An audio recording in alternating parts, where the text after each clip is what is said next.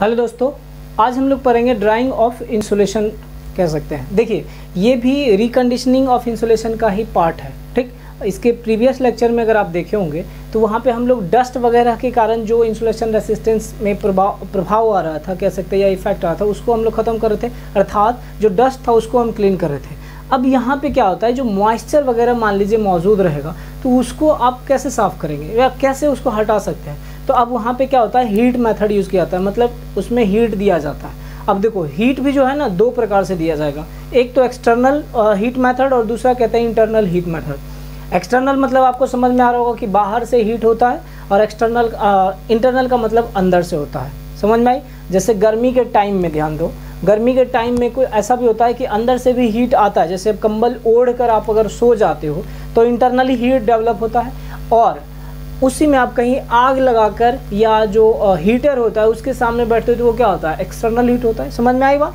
यहाँ पे भी क्या होता है, एक्सटर्नल हीट और इंटरनल हीट का यूज़ किया जाता है। जैसे वाइंडिंग में अगर मान लेते हैं इंसुलेशन, वाइंडिंग के इंसुलेशन वगैरह में मान लीजिए मॉइस्चर मौजूद है, तो हम उस मॉइस्चर को कैसे ख़त्म करेंगे, उस मॉइस्चर को कैसे ड्राई करेंगे, है ना। तो दो मेथड मैंने बोला, इंटरनल मेथड और एक्सटर्नल मेथड। एक्सटर्नल मेथड मतलब क्या हो सकता है कि वो कंप्लीट वाइंडिंग को उठा के हम ओवन में डाल दें, वहाँ पे टेम्परेचर रहेगा, और टेम्परेचर की वजह से क्या होगा, जो मॉइस्चर होगा वो वेपोराइज हो जाएगा, और वेपोराइज होने की वजह से वो खत्म हो जाएगा, ऊपर आ जाएगा, वेपर हल्का हो जाएगा, ऊपर हो जाएगा, और नीचे वाइंडिंग रहेगा, उसको आराम से आप 24 घंटा 48 घंटा में निकाल सकते हैं।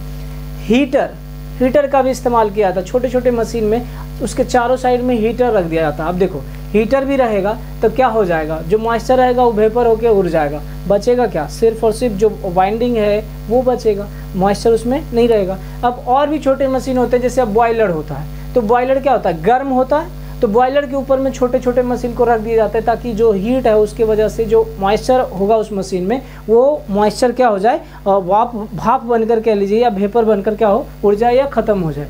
समझ में आ रहा है बात? एक चीज़ आपको ध्यान में रखना है कि जब आप ओवन में रख रहे होंगे ना, तो ये ध्यान में रखना, जैसे एक्सटर्नल हीट, अब ऐसा नहीं कि इतना ज़्यादा हीट दे दीजिए कि इंसुलेशन ही डैमेज हो जाए, तो ये भी ध्यान रखना आपको। तो हीट भी देना है, 90 डिग्री सेल्सियस से ज़्यादा हीट नहीं देना है। समझ में आई बात? देखो, जब कभी आप मैन्युफैक्चरिंग कंपनी में जाएंगे जहाँ पे ये तैयार किया जाता है मशीन, वहाँ पे डेफिनेटली एक बहुत बड़ा ओवन रहता है ना, बहुत बड़ा ओवन रहता है। उसमें क्या किया जाता है, जो वाइंडिंग्स बना के तैयार हुआ, उस वाइंडिंग को उस ओवन में डाल दिया जाता है। जैसे उसका इंसुलेशन रेसिस्टेंस चेक किया, कम हो गया, तो कम होने के बाद धूल वगैरह जो था, डस्ट था, उसको साफ कर दिया, फिर भी नहीं बढ़ा, इसका मतलब है कि उसमें मॉइस्चर होगा। तो मॉइस्चर हटाने क्या करता है, वो पूरा कंप्लीट वाइंडिंग वगैरह को क्या करता है, ओवन में डाल देता है। ओवन में डाल के 48 घंटा तक छोड़ देता है। सोचो कि 48 घंटे तक अगर उसके अंदर रहेगा तो क्या होगा, सारा का सारा जो भी मॉइस्चर होगा वो सब वेपोराइज हो जाएगा, भाप बन जाएगा। अब भाप बन के ऊपर उड़ जाएगा, ओवन के अंदर ही रहेगा, बाहर नहीं निकलेगा, पूरा पैक रहता है, इवैक्यूएट कर दिया जाता है, वहाँ पे हवा नहीं रहता है, निर्वात जिसको बोलते हैं ना, वो कर दिया जाता है ना। तो ऊपर रहेगा हवा, जो हवा नहीं सॉरी वाष्प जो रहेगा कह लीजिए, या जो मॉइस्चर रहेगा वो वेपोराइज होकर ऊपर हो जाता है। तो नीचे हमारा क्या रहता है, वाइंडिंग। 48 घंटे के बाद उसको ओपन किया जाता है तो सिर्फ और सिर्फ वाइंडिंग निकलता है, वो भी गर्म वाइंडिंग रहता है। अब इतना भी गर्म नहीं रहता है कि आप छुओ तो जल जाओ, मतलब टॉलरेबल रहता है, उसको आप आराम से क्या कर सकते हो। सुसुम पानी समझते हो ना, सुसुम गर्म रहता है ना, सुसुम गर्म समझते हो, वैसे सुसुम गर्म रहता है, वो हल्का, मतलब बहुत अधिक नहीं, जिसको कि आप छुओगे तो कोई प्रभाव नहीं पड़ेगा। तो उसको आराम से बाहर निकाल लिया जाता है और फिर उसका इंसुलेशन चेक किया जाता है, तो उस कंडीशन में इंसुलेशन उसका सही पाया जाता है। तो देखो, यहाँ भी इंसुलेशन क्या किया गया, सही कर लिया गया।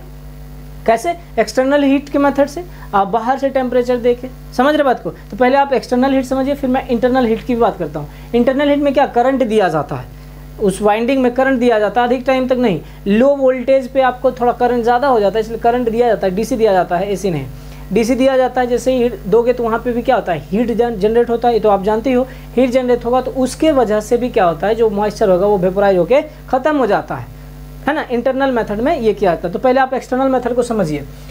ड्राइंग इलेक्ट्रिकल इंसुलेशन, ध्यान रखिएगा, ये रिकंडीशनिंग ऑफ इंसुलेशन का ही पार्ट है, इसको मैंने 5th पॉइंट में कर दिया है, आप नोट कर लीजिएगा।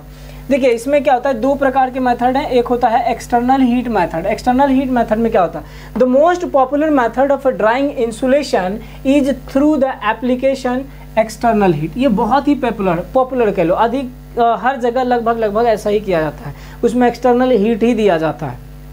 क्लियर। तो यहाँ पे देखिए, it is carried out by placing the equipment in A baking oven in which a constant temperature can be maintained with the help of a thermostat control. अब देखो थर्मोस्टेट का काम क्या होता है, टेम्परेचर को कंट्रोल करना। थर्मोस्टेट का काम क्या था, जैसे रेफ्रिजरेटर है, फ्रीज, उसमें भी थर्मोस्टेट होता है, तो वो क्या करता है, टेम्परेचर को आप फिक्स करके रखता है। एक बार सेट हो गया तो उतने पे वो टेम्परेचर रहेगा हमेशा। समझ में आ रही बात। तो यहाँ पे भी क्या होता है, एक बेकिंग ओवन का इस्तेमाल किया जाता है। उस बेकिंग ओवन में ही क्या किया जाता है, वाइंडिंग हो या पूरा कंप्लीट कोर कॉइल असेंबली भी रहेगा तो उसमें क्या कर दिया जाएगा, डाल दिया जाएगा। या किसी प्रकार का मोटर हो, जनरेटर हो, उसका वाइंडिंग वगैरह तो उठा के आप उसमें क्या करो, डाल दो, और वहाँ पे टेम्परेचर को क्या कर दिया जाता है, कांस्टेंट कर दिया जाता है। क्लियर। टेम्परेचर को कांस्टेंट कर दिया जाता है किसके सहारे, थर्मोस्टेट के सहारे। यहाँ तक क्लियर है। उसके बाद देखिए, ये तो आपका बड़े मशीन के लिए होता है। A small machine are often drying by place them on the top of a boiler। देखो बॉयलर जो होता है वो भी गर्म होता है, तो बॉयलर के टॉप के ऊपर में भी क्या करता है, छोटे छोटे मशीन को रख दिया जाता है। तो उसमें भी क्या आता है, जो टेम्परेचर रहता है उसके वजह से जो मॉइस्चर मौजूद होगा उस छोटे मशीन में क्या होगा, वेपराइज बन के उड़ जाएगा। और जब वेपराइज बन के उड़ जाएगा तो उसमें क्या होगा, वेपर रहेगा नहीं, और वेपर नहीं रहेगा तो इंसुलेशन बढ़िया हो जाएगा, अच्छा हो जाएगा, हाई हो जाएगा। क्लियर। तो ये हो गया। नेक्स्ट में कहता है when external heat is used for baking और drying it is to be observe temperature should not increase 90 degree Celsius. मैंने बोला है कि टेम्परेचर जो होता है 90 डिग्री सेल्सियस से अधिक नहीं होना चाहिए, अधिक होगा तो हो सकता है इंसुलेशन भी डैमेज हो जाए। समझे। तो जब आप एक्सटर्नल हीट की बात करते हो या बेकिंग या ड्राइंग की बात करते हो उसे, या तो बेकिंग मेथड जैसे ओवन में यूज किए, या ड्राइंग मतलब उसको सुखा रहे हो, तो उस टाइम में आपको ये ध्यान रखना होगा कि टेम्परेचर जो है 90 डिग्री सेल्सियस से अधिक नहीं होना चाहिए। क्लियर है। नेक्स्ट देखिए, sometimes electric heaters arranged surroundings the machine और radiant heated lamp can also be use to heat the insulation. कुछ समय में मैंने बोला था ना कि हीटर का भी इस्तेमाल किया जाता है। अरे ठंडा के टाइम में तो हीटर तुम लोग भी यूज करते हो ताकि गर्मी मिले। और सोचो कि उसके कंटिन्यू उसके पास में बैठे रहो, सोचो कि कितना गर्मी होगा उसमें। आप हट के भागोगे उससे, दूर धीरे धीरे दूर होना स्टार्ट कर देते हो, है ना। तो इसका मतलब क्या, आपके अंदर गर्मी आ रहा है, आप भागते जा रहे हो। तो वैसे ही यहाँ पे भी किया जाता है कि हीटर जो होता है उसका भी इस्तेमाल कर लिया जाता है। उसके चारों साइड में हीटर लगा दिया जाता है, सब बोल लीजिए चारों साइड में हीटर रहेगा, तो जो वाइंडिंग रहेगा है ना वो सब क्या हो जाएगा, ड्राई हो जाएगा। अब ड्राई मन हो जाएगा तो समझिए उसका इंसुलेशन क्या हो जाएगा, बढ़िया हो जाएगा। एक और आता है रेडिएंट हीटिंग। तो रेडिएंट हीटिंग के सहारे भी क्या किया जाता है, उसको मतलब गर्म कर लिया जाता है। सब तो एक्सटर्नल हीट ही है ना, तो रेडिएंट हीटिंग के सहारे भी उसको गर्म किया जाता है ताकि वो मॉइस्चर क्या हो, खत्म हो जाए। तो यहाँ तक समझ में आया। अब हम लोग बात करते हैं किसका, इंटरनल मेथड का। ठीक है, किसका बात करेंगे, इंटरनल मेथड। देखो इंटरनल हीट मेथड में क्या होता है वो समझना। Winding that have an insulation resistance greater than 0.05 megaohm, greater than 0.05 megaohm when cold can be baked with a internal heat। Clear हुआ। अगर वैसा डिवाइस आप कह लीजिए जिसका इंसुलेशन रेसिस्टेंस 0.05 मेगाओम, ध्यान रखना 0.05 मेगाओम से कम हो गया, समझ में आई बात। 0.05 मेगाओम से कम होगा और वो ठंडे कंडीशन में है, तब उसको क्या किया जाता है, उसमें हम इंटरनल हीटिंग दे देते हैं। इंटरनल हीटिंग दे करके उसका जो इंसुलेशन होता है उसको वापस रीगेन करने का कोशिश करते हैं। मतलब उसके इंसुलेशन से हम जो मॉइस्चर है उसको वाइप्ड ऑफ करने का कोशिश करते हैं। कैसे, उसमें सप्लाई देते हैं, हम डीसी वोल्टेज देते हैं, ठीक है, लो वोल्टेज देते हैं, जिसकी वजह से अधिक करंट हो जाता है। और अधिक करंट होने की वजह से क्या होगा, लॉसेस होता है। और लॉसेस क्या होगा, हीट डेवलप करता है। लॉसेस की वजह से हीट डेवलप होगा, और जो हीट डेवलप होगा ना, जो हीट डेवलप होगा, समझ रहे हो, तो हीट डेवलप होने की वजह से क्या होगा, जो मॉइस्चर वगैरह है वो सब वेपोराइज हो जाएगा। समझ में आ रही बात, वेपोराइज हो जाएगा। अब वेपोराइज अगर हो जाता है तो मॉइस्चर खत्म, और मॉइस्चर खत्म, यही तो हमें करना था, मॉइस्चर को खत्म करना था, और मॉइस्चर खत्म हो जाएगा तो इंसुलेशन क्या हो जाएगा, गुड कंडीशन में आ जाएगा। क्लियर। तो देखिए यहाँ पे अगर 0.05 से अधिक होगा वाइंडिंग इंसुलेशन, कम होगा सॉरी, अगर कम हो जाता है, when cold can be baked with internal heat, तब हम उसमें क्या करते हैं, इंटरनल हीट के मेथड से हम उसके मॉइस्चर को खत्म करते हैं या उसके इंसुलेशन रेसिस्टेंस को बढ़ाने का कोशिश करते हैं। The current is fed into the winding at a low voltage and the heat developed internally serves to drive off the moisture. उसमें जब आप करंट सप्लाई देते हो, मतलब सप्लाई देते हो ऐसा समझ लो, तो करंट देते हो आप मेनली, ठीक है। तो जब सप्लाई देते हो एट लो वोल्टेज आप अप्लाई करोगे तो करंट अधिक होगा थोड़ा, है ना। तो उसमें क्या होता है कि इंटरनली हीट डेवलप होगा, और उस इंटरनली हीट डेवलप होने की वजह से क्या होगा, जो मॉइस्चर होगा वो वाइप ड्रॉप कह लीजिए या ड्राई अप होगा, मतलब उससे दूर हो जाता है, उससे ख़त्म हो जाता है। समझ में आ रही बात। तो इसको हम कैसे कहते हैं कि कह सकते हैं कि इंटरनल मेथड से हम लोग सप्लाई वोल्टेज दे करके हम इंसुलेशन रेसिस्टेंस को रीगेन कर सकते हैं। क्लियर है आपका यहाँ तक। उसके आगे कंटिन्यू कर लीजिए। For this purpose DC current can be obtain from A DC generator और ए रेक्टिफायर। आप जानते हैं कि अगर डीसी नहीं है अपने पास, डीसी वोल्टेज नहीं है, तो हम क्या करेंगे, डीसी जनरेटर का इस्तेमाल करेंगे, उससे भी आपको क्या मिल जाएगा, डीसी। या फिर मान लीजिए कि अगर सब मैन्युफैक्चर कंपनी में, फैक्ट्री में एसी अवेलेबल है, तो आप रेक्टिफायर की सहायता से क्या कर सकते हो, उसमें डीसी ऑब्टेन कर सकते हैं। मैंने आपको पहले ही बोला कि जो सप्लाई देंगे वो डीसी रहेगा, ठीक। तो डीसी आप कैसे ऑब्टेन कर लीजिएगा, डीसी जनरेटर के सहारे या फिर रेक्टिफायर की मदद से आप क्या करेंगे, डीसी ऑब्टेन करेंगे और फिर सप्लाई उसमें दे देंगे। सप्लाई देंगे मतलब वोल्टेज कम देना है, लो तो हाई करंट हो जाएगा, माने कि रेटेड करंट कह लो, करंट दे दोगे, करंट देने की वजह से उसमें क्या होगा, लॉस होगा, लॉस होने की वजह से हीट डेवलप होगा, और उस हीट डेवलप होने की वजह से क्या हो जाएगा, मॉइस्चर उड़ जाएगा, हवा बन के, वेपर बन के उड़ जाएगा, इंसुलेशन गुड कंडीशन में हो जाएगा। वही चीज़ देखो यहाँ पे लिखा हुआ है, the low voltage DC current is made flow through the field winding and the armature is short circuited and the machine is made to run at less than half speed. समझ में आया, ये रोटेटिंग मशीन की बात कर रहा है। तो रोटेटिंग मशीन में क्या किया जाता है, फील्ड वाइंडिंग में सप्लाई दे दो। अब सप्लाई कितना दिया जाता है, जनरली 25%, जितना वोल्टेज है ना उसका 25% आप दे दो, है ना। 25 लो वोल्टेज ही है ना, मान लो 500 वोल्ट, उसका 25% दोगे तो कम ही हो ना। तो लो वोल्टेज अप्लाई करो, जनरली 25% ऑफ द वोल्टेज। और फिर ये कह सकते हो कि उसमें क्या है, फील्ड वाइंडिंग में सप्लाई दे दो और आर्मेचर को क्या करो, आप शॉर्ट सर्किट कर दो, ठीक। आर्मेचर को अगर शॉर्ट सर्किट कर दो और फिर उसमें जो सप्लाई दोगे तो उसमें जो होगा ना, कॉपर लॉस डेवलप होगा कि नहीं होगा, क्योंकि वाइंडिंग कॉपर का बना होता है। और जब शॉर्ट सर्किट कर रहे हो आर्मेचर, उसमें सप्लाई दे रहे हो, तो कॉपर लॉस होगा, और कॉपर लॉस होने की वजह से हीट होगा, हीट होने की वजह से जो मॉइस्चर होगा वो वेपर बन के उड़ जाएगा। क्लियर। ये तो हमारा नॉर्मल मशीन के लिए हो गया। अब अगर इंडक्शन मशीन की बात करते हो, तो जैसे आप शॉर्ट सर्किट टेस्ट परफॉर्म करते हो, वही काम यहाँ पे कर दो, है ना। यहाँ पे क्या करो, वही काम कर दो, फिर यहाँ पे भी कॉपर लॉस होगा, क्योंकि हम लोग तो वाइंडिंग का ही इंसुलेशन की बात कर रहे हैं ना, उसको ही तो रिकवर करना है। तो वाइंडिंग में जो इंसुलेशन है उसको हटाना है, शॉर्ट सर्किट टेस्ट में ही होगा। लॉसेज जो होगा किस में होगा, वाइंडिंग में होगा। तो वहाँ पे I2R लॉस जो होता है उसके वजह से हीट डेवलप होगा, और हीट, हाँ ऐसा भी नहीं है कि कंटिन्यू हम लोग उसमें सप्लाई देते रहेंगे, तब तो जल ही जाएगा। हम लोग मान लो हो सकता है 1 घंटे के लिए दे दें, 2 घंटे के लिए दे दें, जनरली बोला जाता है ऐसा 6 घंटे तक के लिए दिया जाता है, बट हम कम ही रखते हैं उतना तक में, है ना, कम ही रखते हैं, ज़्यादा टाइम तक नहीं देंगे। अगर ज़्यादा टाइम तक देंगे तब तो फिर जल जाएगा, समझ रहे हैं। तो ये सब पता होना चाहिए। For induction motor may be dried by performing a block rotor test, block rotor test, ठीक है, on it applying reduced voltage nearly 25% across the stator winding and causing full load losses to set up in the machine. इसके वजह से क्या हो जाता है, जैसे आप उसमें लो वोल्टेज देते हैं कम वोल्टेज में, तो उसमें रेटेड करंट आ जाएगा, मान लीजिए एक तरह से उतना वोल्टेज आपको देना है 25% पे, तो उसमें करंट अधिक हो गया। करंट होने की वजह से I2R लॉस जो है वाइंडिंग में जो है लॉस होगा, उस लॉस की वजह से क्या हो जाएगा, हीट की वजह से, आगे आप समझ रहे हैं, ठीक है। अब वेपर होगा, वेपर खत्म हो गया।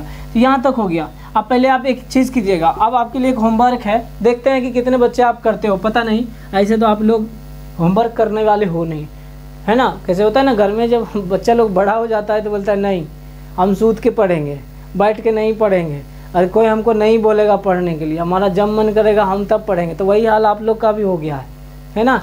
तो वही है, वो कहावत बोला जाता है गाँव देहात में, बूढ़ सुग्गा पोस माने, ठीक है। जो बूढ़ा सुग्गा होता है ना, तोता जिसको बोलते हैं, जो बूढ़ा तोता हो जाता है ना, उसको कितना भी सिखाओगे ना वो सीखने वाला नहीं रहता है। तो वही हाल आप लोग हो, फाइनल ईयर में आ चुके हो, बूढ़े हो रहे हो आप लोग, तो कुछ भी अगर सिखाने का कोशिश भी करेंगे ना आप लोग को, तो आप नहीं सीखोगे, करोगे वही जो आपका मन करेगा, क्लियर ना। तो फिर ऐसा लगता है कि कुछ बोलना भी बेकार है। अरे बोला किसको जाता है, जो कोई बात को सुने, कोई बात को समझे और उसको करे, उसको ना बोलना चाहिए कुछ। बाकी क्यों बोलना, जब कोई सुन रहा है, इस कान से सुना, इस कान से निकाल दे, वो तो इसमें से तो आप लोग एक्सपर्ट हो, है ना। क्योंकि मुझे याद है कि जब क्लास में एक छोटा सा टेस्ट कंडक्ट करवाया था, कुछ एक 2 या 4 क्वेश्चन मैंने दिया था, वो भी पढ़ा हुआ था आप लोग का, ऐसा नहीं, ट्रांसफार्मर से रिलेटेड था, ईएमएफ इक्वेशन था डीसी मशीन का। हमें नहीं लग रहा है कि एक भी बच्चा जो है सेटिस्फाइड आंसर लिखा, नहीं आंसर लिखा लेकिन सेटिस्फाइड आंसर एक भी बच्चा ने नहीं लिखा। बोलोगे तो मैं ग्रुप में डाल दूंगा सबका कॉपी, चेक किया हुआ कॉपी है सबका, मैं ग्रुप में डाल दूंगा। कोई भी ऐसे बच्चे नहीं है जो कि 5 to 7 मार्क्स से अबव लाएं, कोई एक सिंगल बच्चा नहीं है। समझ में आ रही बात? तो इससे पता चलता है कि आप लोग कितने इंटरेस्टेड हो, खास करके 6th सेमेस्टर के बच्चे, ठीक ना। तो आप जो है, मैं आपको एक होमवर्क दे रहा हूँ, उसको आप बना के लाइएगा। मतलब बना के लाइएगा क्या, बनाइएगा, लिखिएगा और लिख के आप ग्रुप में शेयर कर दीजिएगा, ग्रुप में शेयर कर लीजिएगा या जिसको पर्सनली शेयर करना होगा कर लेना। Will seat block rotate test of induction motor, है ना, क्लियर। इसको आप कर लीजिएगा और करके बताइएगा। पढ़े हुए हैं ऐसा नहीं है कि नहीं पढ़े हुए हैं, नहीं पढ़े होते तो बताता भी, बोलता भी नहीं आपको, ठीक है। तो ये हो गया आपका। यहाँ तक आप क्या कर सकते हो, हिट देके मॉइस्चर खत्म कर सकते हो, इंसुलेशन क्या हो जाएगा गुड कंडीशन में। अब एक लास्ट बोलते हैं ना, drying of a CCA of a transformer. देखो सीसीए मतलब होता है क्या, लिखना है तो लिख लो, core coil assembly, core coil assembly, इसको हम क्या बोलते हैं, सीसीए। कोर कॉइल असेंबली को मतलब क्या बोलते हैं, सीसीए। तो कोर हो गया, है ना, कोर हो गया आपका, और कोर के बाद जो है कॉइल हो गया, कोर के ऊपर कॉइल रख देते हैं, असेंबल कर देते हैं उसको, तो हम क्या बोलते हैं, मतलब उसको कोर कॉइल असेंबली बोलते हैं। मतलब कंप्लीट उसमें कोर भी है कॉइल भी है, दोनों चीज़ क्लियर है ना।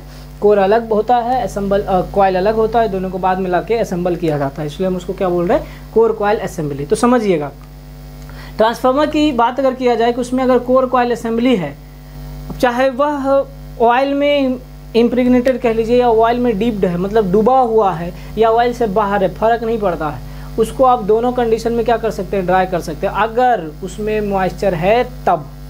समझ में आई बात।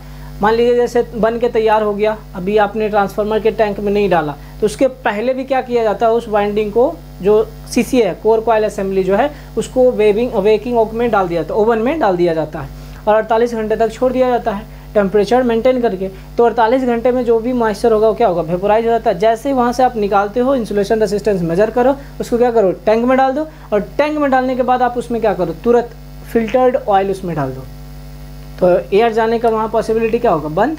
समझ रहे बात को। जब एयर उसमें नहीं जाएगा, उसको आप पैक कर दो, टैंक का जो कवर होता है उसको आप टाइट कर लो, हो गया, वो कंप्लीट हो जाएगा वहाँ पे, है ना, कनेक्शन वगैरह सब बना देना आपको। ये चीज़ हो गया। कब, जब मैन्युफैक्चरिंग की बात कर रहे थे तब, स्टार्टिंग पीरियड में। लेकिन अब मान लो कि कोई मतलब फील्ड में है या साइट में वर्किंग पीरियड में ट्रांसफार्मर है, अब वहाँ पे किसी प्रकार का कोई दिक्कत हुआ तो वो आएगा ना। मान लीजिए बारिश के टाइम में मॉइस्चर वगैरह या बारिश का बूंद वगैरह जो होगा ऑयल में चला जाएगा, तो क्या होगा, उसका भी इंसुलेशन रेसिस्टेंस कम होगा। उसको क्या किया जाएगा, मैन्युफैक्चरिंग जहाँ कंपनी है वहाँ लाया जाएगा। जब उस कंपनी में लाया जाएगा तो क्या किया जा सकता है, वहाँ से डायरेक्ट आप कह सकते हैं कि जो कोर कॉइल असेंबली होगा, टैंक का कवर हटा के उसको आप निकालिए, और निकाल के डायरेक्ट जो ऑयल होगा उसको हटाइए, इन द सेंस जो थोड़ा बहुत ऑयल निकल सकता है उसको निकल जाएगा। उसके बाद डायरेक्ट आप क्या करिए, उसको ओवन में जाके डाल दीजिए। ऐसा नहीं है कि पूरा एकदम साफ़ करना है ऑयल, हम सुखा रहे हैं पहले उसके बाद जाकर, नहीं, कोई मतलब नहीं है उसका। सीधा क्या कीजिए, आप ओवन में डाल दीजिए और उसको फिर से वही काम कीजिए, 48 घंटे तक लगभग छोड़ दीजिए, 24 to 48 आवर्स तक। तो उसमें क्या होगा, ऑयल तो है ठीक है, वेपोराइजेशन नहीं होना चाहिए, आपको पता होगा, है ना, वेपोराइज नहीं होना चाहिए ऑयल, ये प्रॉपर्टी है। और दूसरी बात कि जो मॉइस्चर होगा वो क्या होगा, वेपोराइज हो जाएगा, और वेपोराइज होगा तो वो खत्म हो जाएगा। समझ में आई बात। तो ये देख लीजिए यहाँ पे, if the insulation resistance of a winding is lower than the core and winding have to be dried. अगर मान लीजिए कोर का इंसुलेशन रेसिस्टेंस से भी वाइंडिंग का इंसुलेशन कम हो जाता है ना, वाइंडिंग का इंसुलेशन रेसिस्टेंस कम हो जाता है, तब क्या करना है आपको, उसको वाइंडिंग को ड्राई करना है। क्लियर है। अब यहाँ पे देखो, this can be done with और विदाउट रिमूविंग ऑयल। ये जो है विथ ऑयल या विदाउट ऑयल दोनों में किया जा सकता है। अगर ऑयल है तब भी है, बिना ऑयल है तब भी है, मतलब मैन्युफैक्चरिंग कंडीशन में शुरुआती में भी होगा तब भी आप कर सकते हो, उसमें कोई दिक्कत नहीं है। और आप कह सकते हो जब ऑयल में डूबा हुआ है उस टाइम भी आप उसको निकाल के सीधा क्या कर सकते हो, ओवन में रख सकते हो, from the CCA of transformer, ठीक ना, removing oil from the CCA of transformer. जो सीसीए है मतलब कोर कॉइल असेंबली। समझ में आई बात। तो ये था आपका।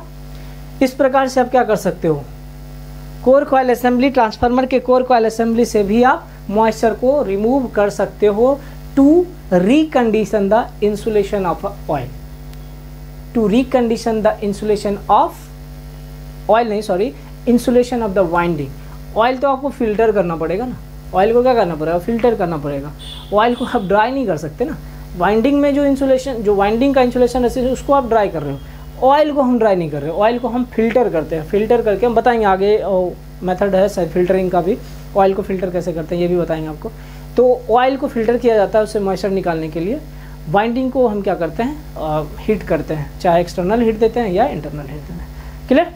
तो होप सो आपको ये समझ में आया होगा कि किस प्रकार से हम इंटरनल हीट या एक्सटर्नल हीट, इंटरनल हीट या एक्सटर्नल हीट से किसी भी वाइंडिंग के अंदर जो मॉइस्चर है या किसी भी वाइंडिंग के इंसुलेशन में जो मॉइस्चर है उसको हम कैसे रिमूव करते हैं। क्लियर होगा, आपको समझ में आया होगा।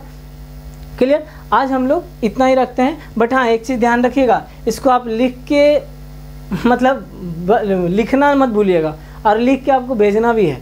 ऐसा नहीं कि सिर्फ लिख लेते। देखते हैं कितना, एक तो होमवर्क शायद एक न्यूमेरिकल दिया था, बहुत कम बच्चे, क्या 2 बच्चे या 3 बच्चे करे थे, और नहीं के बराबर किया था, ऐसा मान लो। ऑल आर क्या बोलते हो उसको, निष्क्रिय समझते हो, अक्रिय गैस, किसी से भी रिएक्ट नहीं करना, वो हालत है तुम लोगों का। इसलिए ब्लॉक रोटर टेस्ट है, इसको हम देखते हैं कितना बच्चा लिखता है अपने मर्जी से। किताब में भी मिलता है तो आप किताब से भी लिखिए, कोई दिक्कत नहीं है, बट आंसर आना चाहिए। चाहे आप गूगल करके लिखिए या फिर आप किताब से लिखिए, अपने मर्जी से लिखिए, आपके पास नोट्स है उसमें लिखिए, जैसे लिखना है आप लिख के, लेकिन आपको भेजना है कौन सा, block rotor test of induction machine. Clear? चलिए तो फिर मिलते हैं हम लोग नेक्स्ट लेक्चर में। आज के लिए इतना ही, धन्यवाद।